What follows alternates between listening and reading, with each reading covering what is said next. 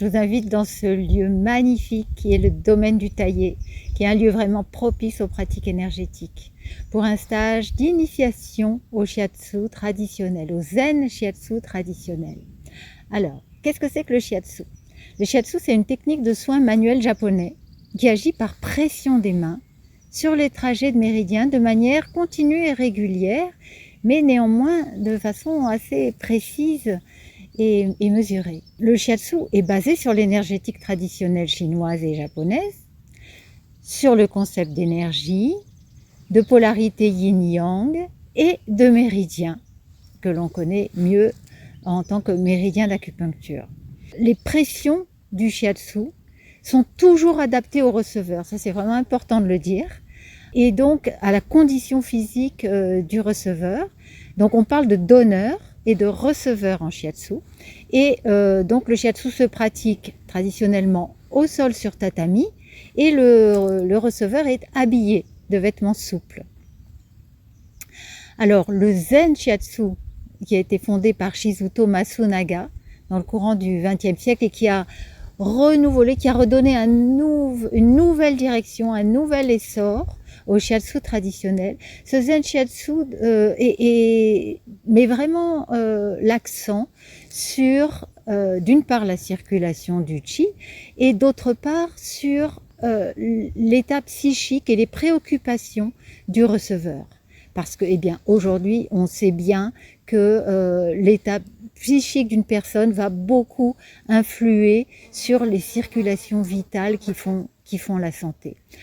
Alors, parlons un petit peu justement de cette circulation énergétique. Qu'est-ce que c'est que l'énergie selon la médecine traditionnelle chinoise?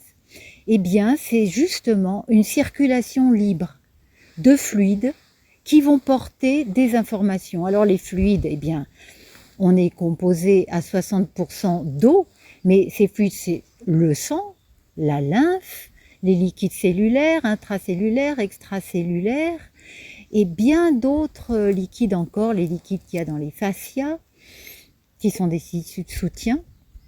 Donc en fait, tous ces liquides vont véhiculer de nombreuses informations et vont transporter cet élément impalpable, insaisissable, que la médecine chinoise appelle le qi, qu'on appelle qi au Japon. Donc nous, on est, comme disait un de mes professeurs, balayeur de nuages.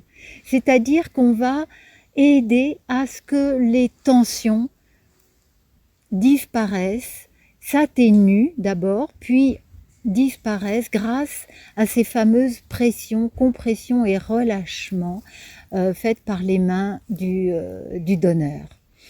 Et au fur et à mesure de l'apprentissage, en fait, le donneur va acquérir une qualité réceptive dans ses mains, une qualité qui va véhiculer lui-même de l'énergie. Et pour ça, il est important que tous les donneurs apprennent les bonnes postures. Alors, qu'est-ce que c'est qu'une bonne posture? Une bonne posture, c'est une posture où on est bien dans son axe, où on est bien posé sur la terre et où on laisse notre axe vertical se diriger vers le ciel et se déployer vers le ciel exactement à la manière d'un arbre. Donc, cette bonne posture, en fait, en shiatsu, elle va permettre la détente du donneur. Elle va permettre que le donneur laisse aussi son esprit être fluide et libre. Et c'est ça qui va permettre l'échange d'énergie. Parce qu'au bout du compte, la technique, elle est importante, mais ce qui compte, c'est qu'il se passe un échange d'énergie entre nous autres humains, de même que nous échangeons notre énergie constamment avec tous les éléments de la nature.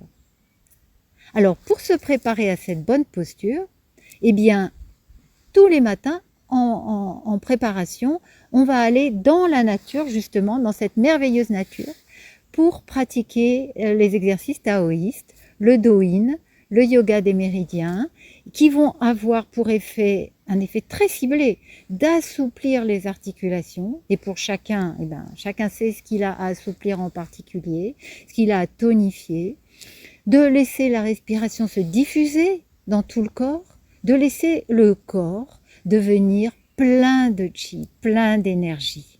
Et c'est avec ça qu'on va travailler. Et je vais aussi proposer pendant le shiatsu l'outil de la technique Matthias Alexander qui va permettre aussi d'acquérir une bonne posture pendant les pratiques du shiatsu. Donc voilà, je vous invite pour découvrir le shiatsu à pratiquer le shiatsu du dos. Donc c'est un shiatsu, enfin une partie du shiatsu du dos, c'est un shiatsu que vous pourrez pratiquer en toute sécurité dans un cadre strictement familial à l'issue de ce stage d'initiation.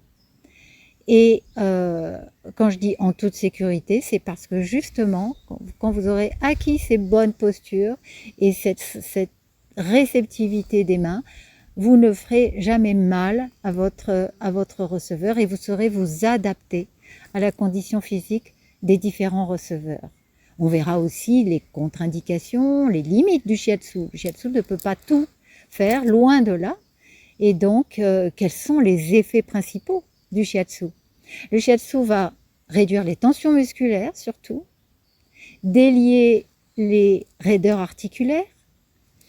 Il agit dans le cadre de troubles digestifs, dans le cadre d'insuffisance respiratoire, de troubles respiratoires.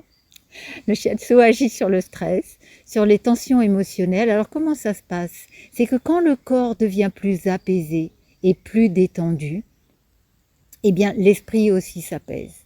Et un autre des effets du shiatsu, c'est que la personne prend confiance en elle, de ressentir un corps plus vivant, plus souple, plus léger. La personne a une confiance accrue en elle-même. Voilà, ce stage se passe dans la bienveillance, dans le sourire aussi, et je vous invite à venir découvrir ce merveilleux domaine du taillé.